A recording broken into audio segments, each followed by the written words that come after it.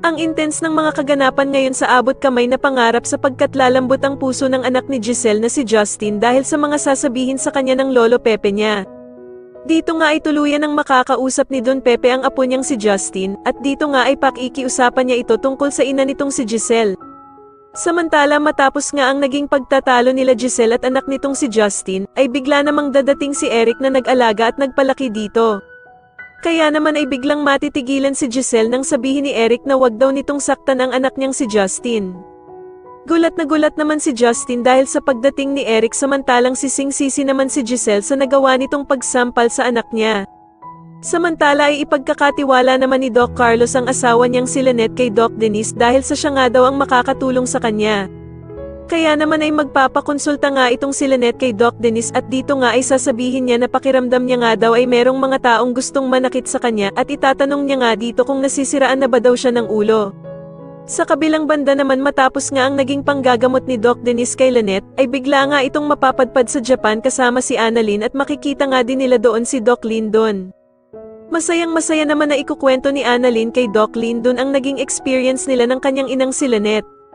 Dito nga ay sasabihin niya na sobrang saya daw niya dahil sa first time niyang sumakay ng eroplano kasama ang ina niyang si Lynette na first time din nga daw na sumakay dito.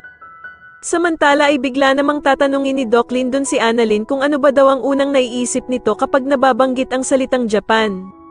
Sasagutin naman siya ni Annalyn na ito daw ay walang iba kundi ang Mount Fuji. Kaya naman ay biglang yayayain ni Doc Lyndon ang mag-ina na pumunta doon at dito nga ay magpapakain pa sila ng mga bibe. Hindi naman nila inaasahan na naroroon din pala ang bruhang si Moira at makikita nga ni Annalyn ang gloves na maiiwan ito sa lamesa kung saan sila uupo. Wala naman silang kaalam-alam na pagmamay-ari pala ni Moira ang gloves na ito at dito nga ay susundan siya ni Annalyn para ibalik ito sa kanya. Sa kabilang banda naman ay tatanungin ni Eric si Justin kung ano na daw ang plano nito matapos nang malaman ni Giselle na siya ang anak nito. Pero sasagutin naman siya ni Justin na wala daw siyang ibang balak dahil sa kinalimutan na niya ang ina niya at pinatay na nga daw niya ito sa isipan niya.